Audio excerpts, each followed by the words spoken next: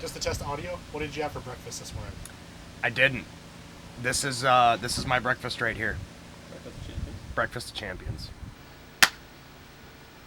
We're not funded enough to get a clapboard. That's what we use. I am the clapboard. He has the clap. So, Okay. where were you trained and by who? Dojo of Pain by many different people. Shane Hills, main trainer, but Stacy Shadows, James Vincent Roadhouse, Jay Cash. A lot of people have played a part in coming there, helping us, training, teaching us new things here and there. Do you believe getting so many different trainers helps you with getting different perspectives and learning new dynamics? Absolutely. I think everybody's got their own little things, whether it's footwork or putting your arm here and, just little things everybody can, contribute to somebody's training. I think it really helped the most having so many different perspectives because no two people are going to be the same, What got you interested in pro wrestling? Well, I grew up during the Attitude Era. I grew up watching wrestling. The big names: Stone Cold, The Rock, Undertaker, all the big names. One of my favorites was Edge. So, like, my dad would throw me around as a little kid. Power bomb me on the couch, choke slam me onto the bed, stuff like that. Don't try this at home type of stuff, but we're still trying it at home. Yeah, that everybody listened to. Oh, sure. absolutely. Everyone listened to that. Nobody did anything at home. It was totally just fine. And we watched a lot of it, but we were very poor. I grew up very poor, so we didn't have like cable. We had Friday Night SmackDown, UPN. That was it. Yeah. It was. I would catch up on what happened on Monday Night Raw and SmackDown, and I didn't know anything about WCW or any of the other companies. I just saw SmackDown all the time, and it was what I had. Growing up, I snuck SmackDown in my room because I don't think my parents realized that I was able to get cable reception in my room. Yeah, it was whoever lived there before us had a cable thingy in the wall, and I was just able to plug it into my TV, and I watched SmackDown, and that was it. I never watched Raw. I never watched any pay-per-views or anything like that. So I remember one of the first episodes I saw. It was a Christmas episode, because I remember there was like Christmas lights around the copyright thing, and Stone Cold was on top celebrating something. I think he stunned Santa, maybe, I don't know. I think I remember. Yeah, Yep. yeah. I think I remember seeing that. And I remember the Booker T Austin brawl through the Green Frog shopping market. Yep. Yep. Oh, when he's making him eat stuff and putting it all in his face, yeah. Yeah, that was beautiful. Just classic moments like that. My biggest moment that I remember is Edge spearing one of the Hardy Boys in that ladder match. I think that's just imprinted on so many people's minds. Jeff Hardy getting speared, holding the tag belts up top. Yep. It's one of my favorite moments of wrestling of all time. Yeah. I just love that. Do you want to relive that one day somehow? Oh man, I would love to. For point, like for shot, I would totally dangle there or give the spear. Yeah. Like I think ladder matches are just, risk reward type of thing. It's exciting. It's what people want to see, the high flying and the big move or whatever. It's gotten a lot like that, I feel. Yeah. Just a natural progression towards it. Yeah, when with less blood and more PG. Yeah. It's kind of calmed down a lot. So I don't know if something like that nowadays would be seen really on TV because they'd just think he's dead. Yeah. So what made you go from watching pro wrestling to wanting to be involved in pro wrestling? I always thought about it when I was younger, but my wife kind of pushed me towards it. Oh, yeah? I was dealing with a lot, and I was drinking a lot. And it was more I needed an outlet. I was fighting my friends at the bar. I was fighting just anybody. It was more of an anger problem, anger issue type of thing.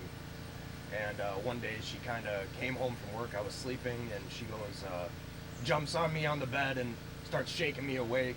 saying, the Hardy Boys are back, the Hardy Boys are back. Well, I hadn't been watching wrestling in I don't know how many years. And I pushed her off me, jumped onto my computer, and it was the WrestleMania that they returned. Yep, in Orlando, right? Yeah, Yep. I believe so. And I was like, oh man, I would love to do this. I've always wanted to do this. And she's like, you need a hobby, you need an outlet. You need to either get back into mixed martial arts or you should try wrestling. And that's when I messaged WPW, and they sent me to Shane Hills. Nice. So that's how you found out about the Dojo of Pain. Yep, I went to a show. I didn't even know there was independent wrestling in Wisconsin. I just kind of Googled it, Yeah.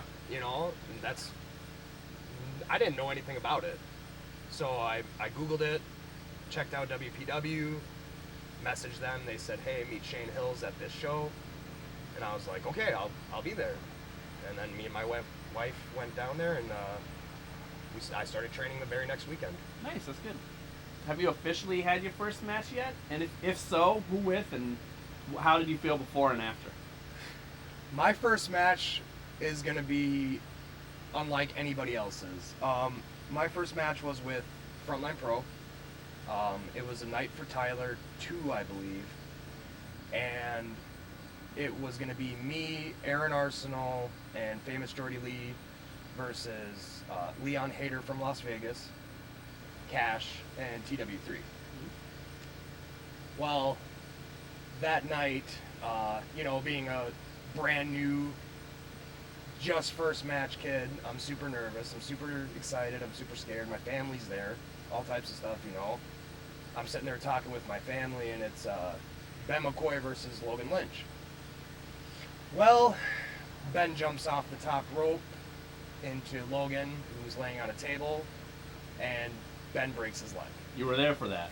I was there for that. That was my very first night. Wow, that's a night to be your first night, eh? I was scared out of my mind. So you I'm assuming you just kept on thinking that can happen to you somehow, some way in your match. That's going to happen to you. I had gone to every single show, setting up, tearing down, doing everything I can, paying my dues, trying to get that spot, stuff like that. And Ben finally gave me a chance, and that night was unlike any other night, because all of a sudden you see that and you're like, man, now I really have to step up. Yeah. I really have to perform. I really have to, get it. Otherwise, this is, gonna be it. Yeah. Also, you realize now, we all go into it knowing the risk of what can happen. One thing goes wrong, you can be paralyzed, right? Absolutely. Well, now you just got a taste of it right in your face, right there, My very right first away. match, yeah, absolutely. That was, I saw it happen, and then from there it was like we all got together and we were like, we gotta tear the house down. Yeah. This has to be a good show. This has to be a great match. Yeah. Were you on right after? Yeah, we were the very next match after intermission. So it was Ben breaks his leg, everybody's freaking out. Did break leg planned intermission or break leg went into an intermission? I'm not even sure. No? It was break leg, we went to intermission, we got ready, out the curtain, we went right after intermission. And I'm assuming the crowd knew that Yeah. he broke his leg. Yeah, it was an interesting night. Yeah. It was I've had plenty of those. it was scary. Yep. I've done a lot and been through a lot, but that moment right there, walking through that curtain, what's gonna happen? Yeah. Is the crowd even gonna be there? Yeah, that's a big question that goes through everybody's head when something like that happens. Yeah, it's everybody's worried about Ben. I was worried about Ben. All the boys are worried about Ben. I'd been going to every show for 9 months. That was just a scary feeling. Yeah. Man, this guy just gave me a chance, and he's not even going to be able to see my first match. He's not going to be able to judge me. He's not going to be able to, if he wants me back or not. Yeah. Type of stuff. Everything's rolling through your mind at that point. Yeah. It's very scary. Hey. Let's see here. I keep on having a question I want to ask in my head, and then it comes and it goes. It comes and it goes. It'll stay there. All right.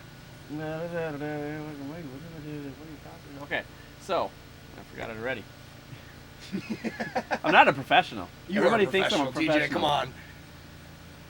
Being a rookie in the indie wrestling world, what were your thoughts and fears in being one? What were your thoughts when it came to, am I going to be accepted in this world, and how did that impact you in any way?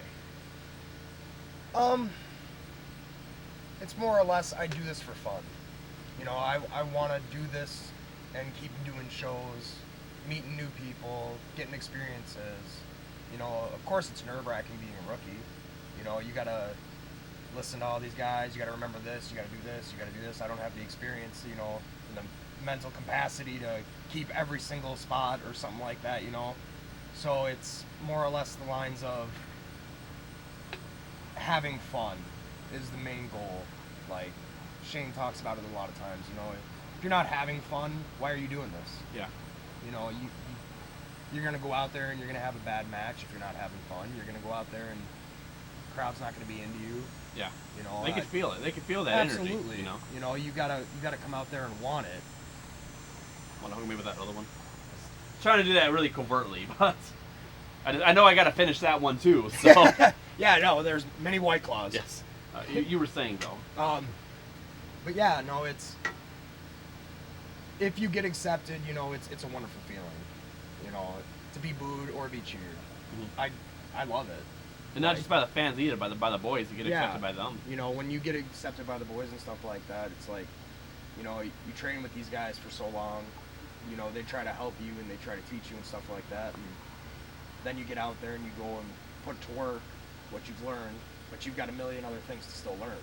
You know, it's just, it's a big family. That's what I kind of feel like it's become to me. Mm-hmm. You know, I'll message guys and ask them questions or anything like that. You know, if the fans are into it, awesome. That's perfect. You know, that's what we want. You know, I whether it's being booed or cheered, it's always a fun time. You know, if they're not that into it, it's like, well, we got to get them into it. Mm-hmm. You know, we got to do something to change it because you're in control of it. You know, if nobody knows you, make them know you, get them to know you. Definitely, 100%. Tell me about your time at the dojo. Like, what was your thoughts your first day at camp? What were your thoughts throughout, and how is it to still go back? Well, I skateboarded for 14 years, so I knew how to fall. I knew how to flip. You know, you got to protect yourself during skateboarding. You don't want to do something to hurt yourself. But my first day, I kind of just watched. You know, my second week, I started taking bumps. My time at the dojo was the hardest moments of my life. More than getting married, more than going to prison, more to anything burying my dad. It was very hard. Shane breaks you down and rebuilds you back up. Like he always says, I'm gonna make you an amazing wrestler, but I'm gonna make you a better person when you leave this camp. And my family has said to Shane on multiple occasions, he's done a complete 180 on who he was. You know, I used to be a really mean, angry, just hated person. You know, I didn't talk to a lot of people. I had my close friends and stuff like that, but Shane kind of changed my whole life. You know, he's been kind of like a father to me. So, and then the boys on top of that, you know, Aaron Arsenal, Skylar Evans, Combat Kid. I trained with all of them, so it was they became like my little brothers. Because I'm older than all of them. You know, I'm 30 years old. I started this when I'm 28. You know, who's to say I'm gonna make it that far or anything like that? You know, I'm pretty old starting into this. Yeah. But they're young. They're much younger than me, and you know, I talk to them all the time, and they helped me. I helped them type of situation. Aaron was kind of like my rival. You know, I get into camp and I see this kid who's built like me, about my height, you know, doing all this stuff, and I'm like, all right, I can't turn back now. I've got to show that I'm, you know, even though I'm older than you, I still got it. I'm gonna still do this, you know. You see where the bar is at now. I see where the bar is at, and I got to go above it. You Yeah. know, the blow up drills and stuff like that. Anything Aaron did, I had to beat him. Yeah. You know, he's flipping the tire, I got to flip it faster. Yeah. You know, he's doing a plank longer than me, I got to do it longer than him. You know, that was how camp was. So you would say that going through it with other people that you ended up becoming close with. I'm sure you know. Absolutely. That definitely helped. That gave you a bit of a heads up, or a bit of a jump ahead of anybody else who would go through the school. Like I tell the new students that come in, find your rival. Find the person who is going to push you the hardest to want this the most. Mm-hmm. You know, you're gonna go home crying. Shane's gonna make you cry. You know, there are things and days where I get in my car and I'm like, I never want to do this again. I'm blown up. My muscles hurting from Sunday till Friday, and then I gotta go back to camp on Sunday again. You know, I get one day and it's all right, blow it up again. Mm-hmm. You know, but it shows patience. It shows strength. It shows, you know, you want this. You leave right away. You don't get that moment. Yeah. You know, you gotta really want it, and that's what Shane does. He breaks you down. You know, look how many people Shane has trained. Mm-hmm. You know, it's every person is different, and every person has gone through the same things. Yep. It's a tough camp. What has been the most difficult part about it so far? If you haven't covered it yet, what's been the most difficult part so far for you? Whether it be training, whether it be anything at a show or anything of the sort.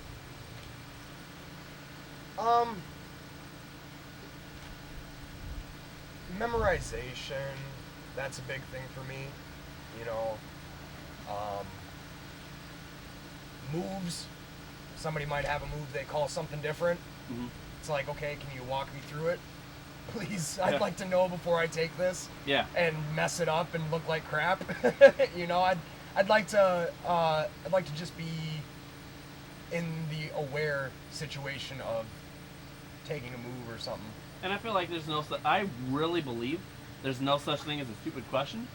Absolutely. Only because if you're asking me a stupid question, I love stupid questions because they're the easiest to answer. You know, so nobody should ever be ashamed to ask what they might view as a stupid question. And that's another thing too, like getting the boys' feedback. Could I have done this better? What about this? This changed. How can I make this better? Stuff like that, you know.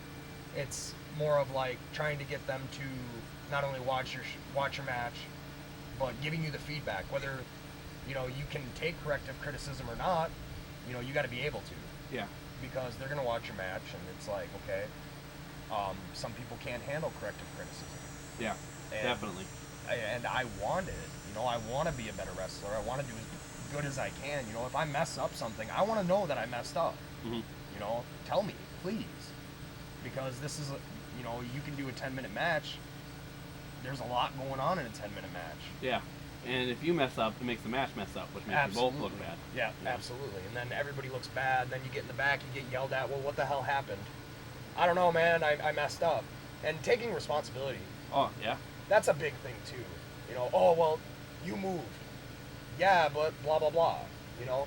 Okay, that was on me. I'm sorry.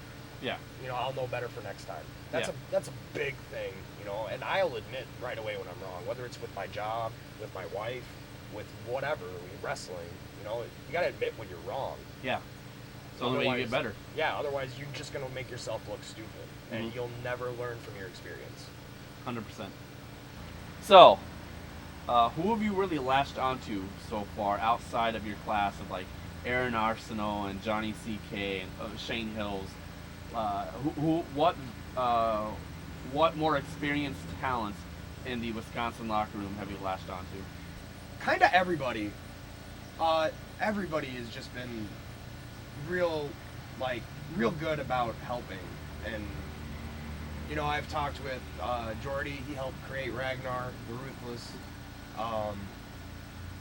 I've asked questions about, you know, well, what kind of gear? Should I change this up? You know, Tommy, Cash, Jordy. I've asked Joey Jett lots of questions. All the vets, you know, they've just been, you know, if you mess up or something like that, they're going to let you know. Cujo,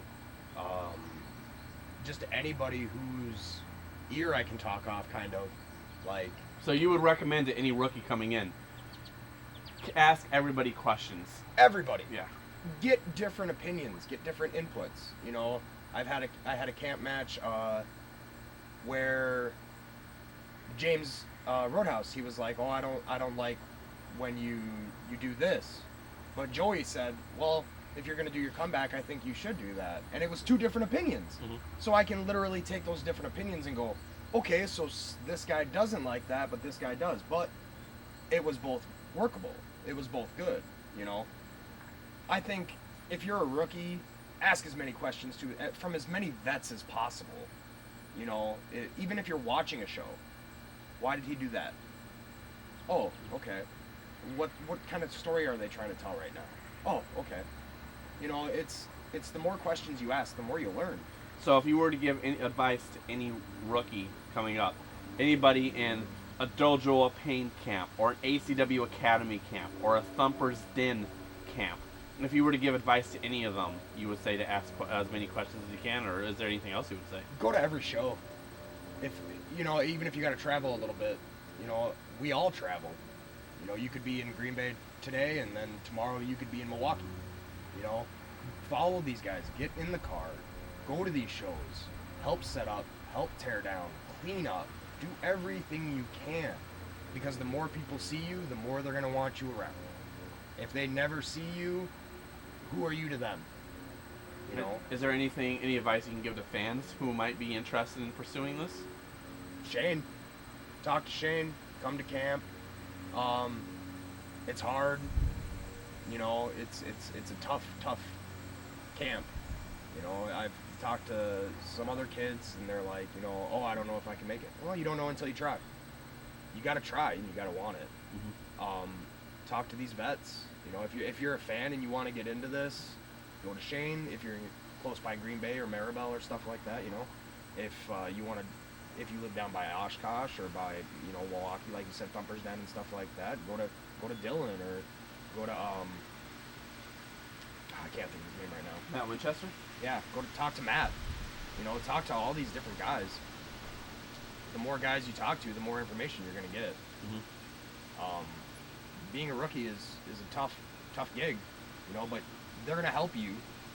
You know, you're gonna work vets, and they're gonna teach you. You know, nobody wants to look stupid and look bad, so they're gonna help you as much as possible. You know. Yeah. No pressure, but I'm basically using you as a cutout example of all rookies all over the state. So no pressure, but you are representative of every rookie there is. I kind of felt that. Let's see here. So aside from latching on, not necessarily personal like opinions you listen to and stuff, is there any local talent that you look up to, or you want to be that person, or you want to be in that person's kind of not spot necessarily, but role, you know? Shane, Joey Jett, Nick Colucci. You keep bringing up Nick Colucci. How special has he been to you? Because you're you were trained in the Green Bay area under Shane Hills. Yep. So it would kind of make sense that Joey Jett Avalon and Shane Hills is your main guy. Nick Colucci isn't from the Green Bay area. So what makes Nick Colucci different? What makes you latch on to him? What has he done for you? He, you know, whether it's just in passing talking about gear, whether it's just talking about your home life and stuff like that, you know. The last ACW show, just, you know, the Royal Rumble, you know, me and him talked for a few minutes and stuff like that. And I've had a match with him. I was green, you know, he gave me a match. It was a Shane show. He is very informative. He's very knowledgeable. He's a very good guy to talk to, you know. Whether it's gear or movesets or anything like that. Nick Colucci has been a real cool guy to me, you know. But a lot of the guys have, you know. If they don't like what you're doing, they're gonna tell you, you know. But just guys in Wisconsin, they're all, it's been like one big family. It doesn't matter whether you're from Shane's camp or you're from Dylan's camp or you're from Milwaukee, you know, you're Brew City, you know. Everybody's going to talk to you if you get them to talk to you, if you get them to respect you a little bit. Mm-hmm. You know, you show some initiative, you show some hustle, you show that you want to do this. That's a big thing. if you're not going to shows and you're not putting your name out there and you're not putting your face out there, nobody's gonna know you. I think that's the most important thing. If you show every show that you're willing to, be the one doing ring setup, ring tear down, especially people who are important notice that. Yep, absolutely. And that's what gets you that good name, and that's what keeps you coming around. And the more often you come around, the more people take notice and talk to you. Because I'll be honest, anytime I see someone new, I say, "Hey, TJ, hey, whatever name," and I forget it 5 seconds later. Because odds are I'm never going to see them again. Absolutely. I like it when I do get to see them again, though. Yeah, absolutely. Like, when I started going to shows, nobody knew who I was. Oh, you're training with Shane. Okay, cool. That was it. I tore down. I set up. I put ring away. I'd even drove to storage lockers with other people. Put the ring into the storage locker. Everybody else is out drinking. Mm-hmm. I'd like to go drink, but I got to do this before I can go do that. Mm-hmm. It's going above and beyond what you're asked of. I'll be 100% honest. Excess New Year's Eve this past year, right? Yep. And we didn't expect the world to end. Yeah. When me, Corey, and Kuja were there, and you were like, "Hey TJ, how's it going?" Blah blah. I was like, "Hey man, yeah." And then Elena was like, "Hey TJ, hey, how's it going?" Blah blah blah. You guys walked away. I went over to Corey. I was like, "Who the fuck away?" Who was that guy?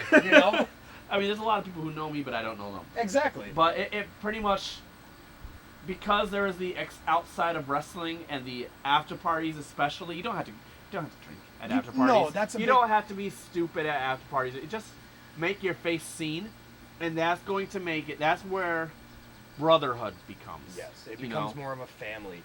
I've told students before, dude, you can go to the after party. You can go to the bar.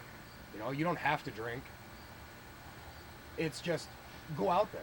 Go talk to those guys. They're people. We're all normal people. I work a normal job. Not just that, but in wrestling, we've all done and gone through the same thing as far as training goes. Absolutely. It's all hard, We've all had we were stupid moment. We've all had a this is hard moment. We've all had a no one else is going to believe this moment. Absolutely. When I first did my first moonsault at camp, I was like, nobody's going to believe that I did this. Because you know what? And we all share this same experience. Where you're going to live a life on Saturday or Friday or Sunday where you're going to do something crazy. Or something crazy is going to happen to you. Wrestling related or not. So because of wrestling nonetheless. Where you're going to come back to work Monday. You're going to work your 9-to-5 job. And you can't even tell anybody that you work with what happened. Because they're not going to believe you. Or they're going to think you're crazy. Or they won't understand it. They won't understand it. My job, they're constantly, whether, something happens to me. I landed on my head last camp. A split leg moonsault. And my boss is like, well, what happens if you break your neck? Well, what happens if I drive my car down the highway right now and I get into an accident? Mm-hmm. There's no difference. This is doing something I love to do. This is different. Mm-hmm. Yeah, I work this job and I have responsibilities and I got bills to pay and stuff like that. But at the end of the day, at the end of the week, I want to go hit some people. I want to get tossed around. I want to, you got to have a weird mindset to want to do this. And you can't explain why you want to do that. No, there's no explanation on why you want to do this. Mm-hmm. It's just you mentally can't prepare yourself for it because you're like, well, why would I want to get slammed by a guy from the top ropes? Why would I want to do a backflip onto somebody and possibly break my kneecaps? There's a rush from the crowd that you can't explain. There's an energy. Yeah, for me, it's an adrenaline rush. It's I love to do this. It's something different. It's the excitement, the electricity of the fans and the lights and the cameras and the music. And yep. You see your favorite wrestler and you get excited to see that, or you see somebody you haven't seen in a while or something like that, and that's what the fans experience. And as a wrestler, you experience it too. Mm-hmm. Even as a rookie, you're like, oh, I've always wanted to see this person. Well, now I get to see this person and I get to go talk to them afterwards. Yep. Like, that's the coolest feeling. It's indescribable. It's indescribable. Yeah. It's just like electrifying. Hey, not ready. Ready. you focus? He's probably a focus, right? Oh, fuck. I'm so good, yeah. It's really nice having this as a marker. I guess good. So I got my gimmick for. So you have a lot of pride in your heritage. Care to elaborate on that? Like where your heritage exactly is from, and what gives you the pride that you carry with it? So, Ragnar is from Finland, Helsinki, Finland. My grandmother is 99.9% Finnish. She's 0.01% Russian. That's very interesting. I've grown up in a Finnish household. My grandmother and my great-grandmother only spoke Finnish around me. I got the Finnish flag tattooed on my arm. You know, that's my pride. That's my pride. That's my family. That's my heritage. Stuff like that. You know, and it's something to latch onto, I guess. Like, it makes me who I am. It makes me think of, you know, yeah, we live in the U.S., but you can learn about the other countries in the world and stuff like that. And I like to tell people about Finland. That's a big thing for me. Finland hasn't always been considered one of the Scandinavian countries and stuff like that, but it's always been there. But it's also always been owned or controlled by another country. We've just celebrated, I think, our 110-year independence. That's not very long for a country. Yeah, it's 1910, I think. Then? Yes. Okay. 1910. So that's a big thing in my life, you know. So when I decided I was going to wrestle, I was like, well, I'm going to be from Finland. That's going to be the first thing. Yeah. I don't know what the character is going to be yet, whether I got to wear clogs and a dress, or what am I wearing, you know. And no shame in that either. Oh, no, absolutely, absolutely. Wrestling, whatever makes you feel comfortable. But then I also am Norse. I follow the Norse religion. I've been like that for about over 10 years. Me and my wife, we had a Norse wedding. I remember seeing pictures, yeah. Yep.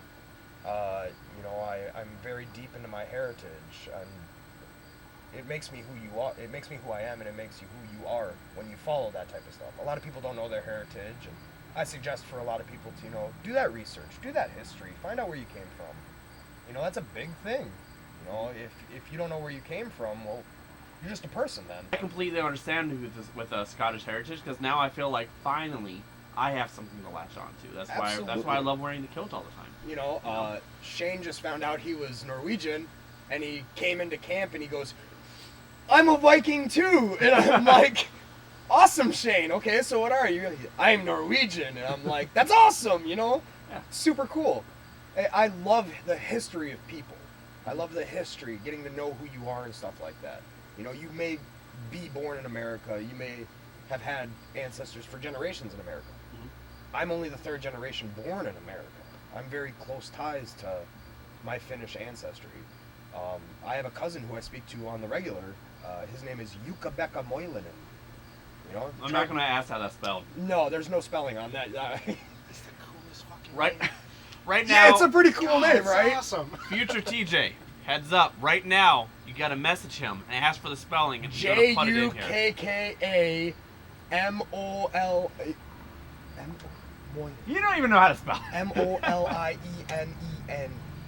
Yeah, Moilinen. Can we do one of those? Alice is having a brain aneurysm over there, trying to Can do we it do in her head. Can we do one of those SpongeBob cuts right there where it's like 10 minutes later? So He's like the- still saying letters. So the word, if you Google the word for 23 in Finnish, you will be lost because it's over 26 letters. How is it longer than the Continue number? on with the interview. I got some stuff to look up.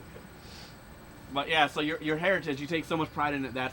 That is the character you try and portray, and the best thing about that is not fully a character. That's you living out what you want to be, essentially. My gimmick is me. Yeah. You know, I am a Viking. I follow the Norse path and stuff like that. You know, that's who I am. It's not just I'm portraying this Viking person and stuff like that. You know, that's actually me. I go out there and, you know, I may be maybe angrier or something like that. I might scream a lot and stuff, but that's like my inner me. That's me. Mm. And I think a lot of people who build their gimmick or create their character or stuff like that, that you're putting part of yourself in that. You know, you don't want to be something you're not. Mm-hmm. So be yourself. Let's always be yourself to 1,000, or be anti yourself to 1,000. Absolutely. That's the only way to do good. Yeah, Absolutely. I think once you get that, you build your character and you get more understanding of what you're gonna do, how you're gonna do it, stuff like that. So you've had a bit of a colored history. Mind going into it? Whatever you want, like. So I grew up very poor. My father was an alcoholic. He was also a drug user. But he was also my best friend still. He was not a bad father in any means. You know, there were times where he could have been better. But from there, I went to prison when I was 17. Basically following the type of wrong crowd I shouldn't have been. I should have probably, I wish I would have joined Shane's camp when I was 17. You know, it would have been a different story of where I am right now. So I did 2 years basically in prison, 5 years of probation, and during that time my father passed away from crack cocaine. His heart exploded. Nobody found him for many hours. It was a very rough period. He was my best friend. It was very rough for me to bury him. He was only 46, 47 years old. He had a long time. Yeah. The crazy thing is, the last thing we did together was we went to a Friday night SmackDown. And we saw Swoggle. We saw Finley and Swoggle, you know? And I will remember it for the rest of my life probably. But the greatest moment so far in my wrestling history has been I got to tag against Swoggle. Yeah. When you get that moment where it's like, I've known this person, I've watched this person on TV. I saw this guy the last time I saw my dad basically was when I got to see this guy. And then you get to wrestle him. That was one of the greatest moments. I was so scared. I was so nervous. Shane opens the curtain. I think we were at Stevens Point, and it was like 350 people. I'm like, that's not making me feel any better, Shane, at all. I don't feel better with this. But it's like, it was just a feeling of, man, I really wish my dad could see this right now, type of thing, you know? Like, he loved wrestling. He loved watching it. You know, even though we were poor and we couldn't get all of it and stuff like that. And I know a lot of guys, you know, they watched it from WCW and Monday Night Raw and Friday Night SmackDown and all these other companies and stuff like that. I didn't get all that, you know. I had clothes on my back, food in my belly, roof over my head. That was it. So, doing the prison, burying my dad, I had fallen deep into a deep, dark depression. I started becoming an alcoholic. I started becoming distant from people. I couldn't keep a healthy relationship. My longest relationship before my wife was 2 years, and it ended very poorly. It was a very bad time. Yeah. And it was constantly failed relationship after failed relationship until I met my wife. And that was 6 years later. So that's 6 years of alcoholism. That's 6 years of depression. That's 6 years of not thinking you're good enough for anybody, not thinking that you're good enough for anything. Yeah. Just working your job, going home drinking, going to the bar, stuff like that. That's where Shane's camp helped me a lot, because I was able to curve not only, you know, I wasn't as much as an alcoholic as I was before my wife, but once I started Shane's camp, it was like, man, I really need to turn my life around. What do you believe about Shane's camp changed your lifestyle? What did it for you? The breaking you down and building you up, like drill sergeant style of it, or what? Or the familyhood? There was a day at camp, and this was the first day my wife came to come watch camp. Shane likes to do blow-up drills where you do shoot fights. You tap each other out, see how many times you can tap each other out within 2 minutes, 5 minutes, whatever. He went 10 minutes with me while Elena was sitting there. And he could tell that I was a prideful person, that I was a very prideful person. And he tapped me out so many damn times to the point where I was getting so pissed. I was crying. he would tap me out. My wife's sitting there watching me, and Shane's whispering in my ear, "You're gonna give up on me in front of your wife? You're gonna give up on your wife? You're just gonna give up? You're not gonna move? You're just gonna take this?" And it was constant. And finally, at some point, I built myself back up, grabbed him by the back of the neck, and it was two bulls locked into a combat. I wanted to take him down. I wanted to take him down so damn bad. Got in the car after camp. I cried. My wife's like, "It's okay." And at that point, I was like, you know what? Maybe my pride isn't everything. Maybe I can learn to take a loss. Maybe I can learn to, accept the things that I can't change. And that was a big moment for me. That's Shane. Like Shane has told me, this was the moment I knew you were either gonna make it or break it, and that's what I was trying to make you do. And I made it. I changed my life. And that's what Shane does to you. A lot of guys, they go into camp and they leave. But if you're dealing with any type of thing, like this helped me, why can't it help other people? I think that's a big thing. If you can take something and make it a positive, you're doing something right in life. Yeah, definitely. All right, we good? All right. So, do you hope? Let me see here. Do you hope for recognition and success in the run that you have throughout your whatever career and however long this career goes? Is your main goal recognition and success, or if not, what is it? Fun. I want to have fun. I don't think it's recognition, success, all that would be fantastic. I would love that. Who wouldn't want that? That's the biggest thing, but my main goal is I want to have fun. I want to put on good matches. I want fans to have fun. We do this for the fans.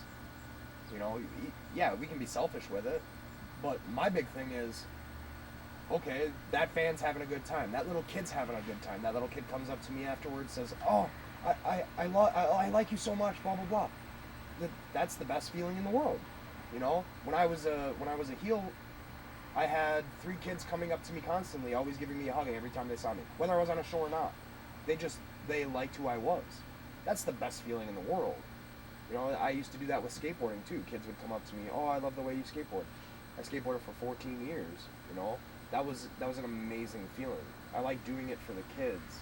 I like doing it for the fans. It's recognition and stuff like that from the promoter, the boys, whatever.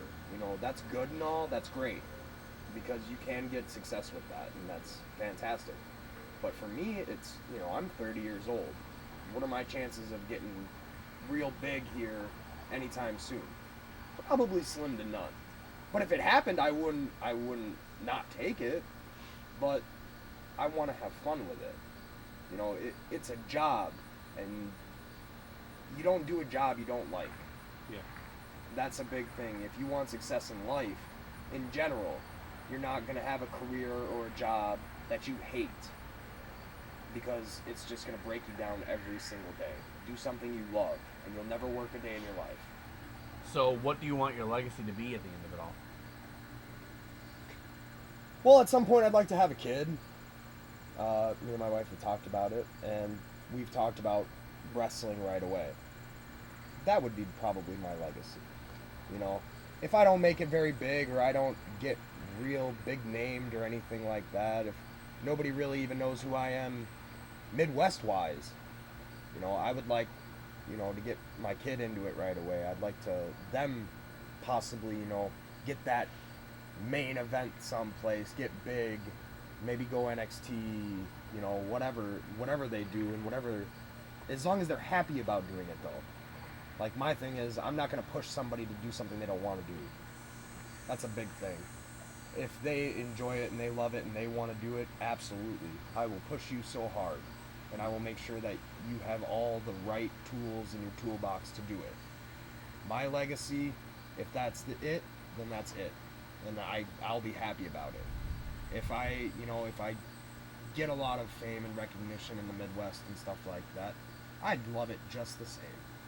I would love fans chanting my name or booing me and hating me for who I am and stuff like that. You know, either way, that's what I would want it to be, fun, because that's all I want it to be. It's just fun. I want to have a fun time doing this.